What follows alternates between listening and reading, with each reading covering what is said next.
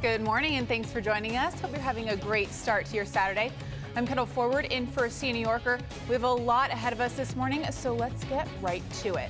They say he knew everyone and everyone here knew him. He would give you the shirt off of his back. He was reported missing over the weekend and police's search brought them here to this house. Momentum is really picking up here at the Biden camp, about a half a mile from you guys over at the debate. We're here at the MGM in Detroit for the Crain's Newsmaker of the Year. This is the first time that we'll hear from our C. Dan Gilbert since that stroke that he had about 8 months ago. They were crossing through this intersection here when all of a sudden, in a split second, a car came through and hit her. You can't park there even if usually on a non-snowy day you can.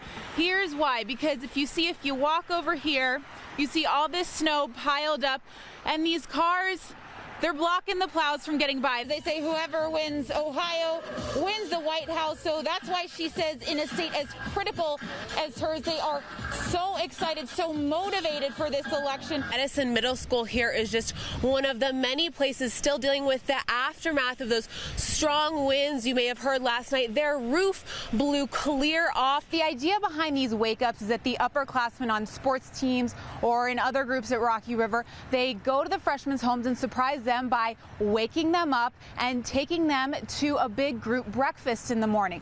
But unfortunately, the principal says that's not always exactly how things shake out. They were completely shut out top and bottom.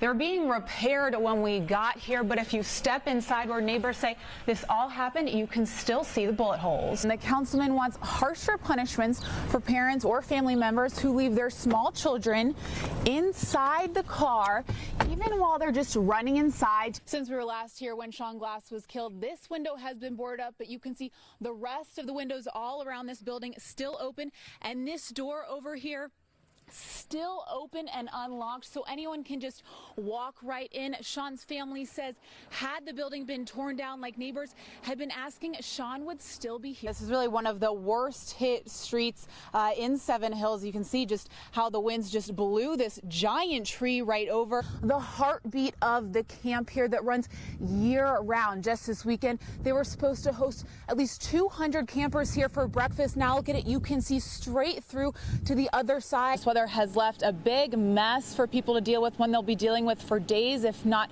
weeks. So take a look at this behind me. This tree just fallen into this home. Good morning. The rain that's been going on and off throughout the morning just started back up again. So it's clear that it's not done here in Chippewa Lake.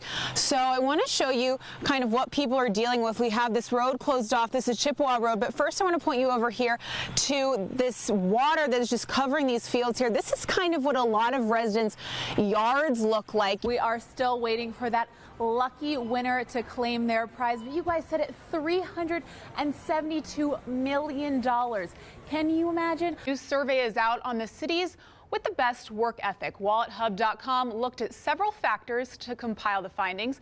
Things like the unemployment rate, workers with more than one job, and unused vacation times. Anchorage, Alaska topped this list, followed by San Francisco and Irving, Texas, outside Dallas. Now, Cleveland was ranked 113th out of the top 116 cities for work ethic. I just don't believe that. I think we've got a pretty good work ethic here. I think so, too. That puts us at the 4th worst work ethic, according to this survey. Okay, so who's worse than Cleveland on this list? Let's make you feel better here. Chris, people here in Orville called him Shorty. They say he knew everyone and everyone here knew him. He would give you the shirt off of his back. He was reported missing over the weekend and police's search brought them here to this house where they found Shorty dead inside. Now they have one suspect in custody and another is still on the run. I just can't believe it's happened. Doesn't seem real. Neighbors coming to terms with the devastating news. Their friend Edwin Eberly, better known as Shorty, found dead in this Market Street home. He was a good man. He wouldn't hurt nobody. Every morning at 5 o'clock, he would bring my grandma the newspaper. You know, he was a good guy, you know, didn't harm anybody. A family member reported Shorty missing Sunday afternoon. No one saw him since Saturday. People here tell us it's unusual for the 81-year-old, who they usually saw every day riding his bike. He was always there to help somebody. First, you know, I don't care what he was going through. He was right there. Police found his bike on Market Street, roughly a mile from his home. Then they found him inside, murdered. If we would have maybe heard him holler, or I just feel like maybe I let him down, not being able to hear for any kind of help. This woman, Stephanie Marks, arrested, charged with aggravated robbery and failure to report a felony. Neighbors say she lives downstairs. Her boyfriend lives upstairs, where police found Shorty. I think Shorty really thought they were his friends. Tonight, he's still on the run. What happened inside the house still under investigation, but now his friends, neighbors, and the entire town left sick and wondering how anyone could hurt Shorty. Because he did not deserve nothing like this. And hopefully justice will be served to everybody that's involved. Now, police still aren't naming that other suspect, the man on the run, but neighbors I talked to did say that they saw him asking for rides out of town before police found Shorty. Reporting live in Orville, Kendall Forward, 19 News. Yeah, surprisingly, the teachers here at Le Chaperon Rouge say the worst part in all of this, between being laid off and the unemployment, is being away from their students. They just want to get back to class. But until then, the school is trying to help out any way they can by donating food. To tell all these people that I have to close, that was one of my hardest days of my life. It's very, very hard to see everybody suffering. The pandemic forced Le Chaperon Rouge childcare to close its doors to students. But even before that, more and more had already started staying home. The closure left teachers here, like Diane Martin, a teacher for over 30 years and working here for almost a decade, out of work. It's awful. Lost my husband in December, so I'm all alone. Ms. Martin still hasn't been able to collect unemployment. Sorry. But says the worst part of all of this is being away from her students. And the kids kept me grounded.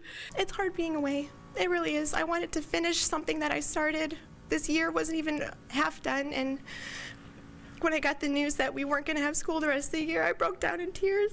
The teachers came back here for food donations from the school. Owner Stella Moga Kennedy is hoping it will lighten some of their load until they're allowed back in the classroom. Now I have all this food, all this fruit, and I don't think this should stay here. Priorities now is food and supplies. You're going to have to wait, defer all the payments, do what we can. And as they fill their bags to fill their pantries, it's seeing their colleagues, students, and friends, all at 6 feet apart, that may bring the biggest light of all. You just miss them, you miss contact with them, you miss those little hugs, and I'm sorry, but I'm one of those huggers. Just a simple hello is a huge difference. Being isolated at home, not seeing everyone, checking in, it takes a toll. We're glad to see each other. Now, Stella says when they do return, she's hoping that she can give all of her staff a raise. She also said that one of the worst things that could happen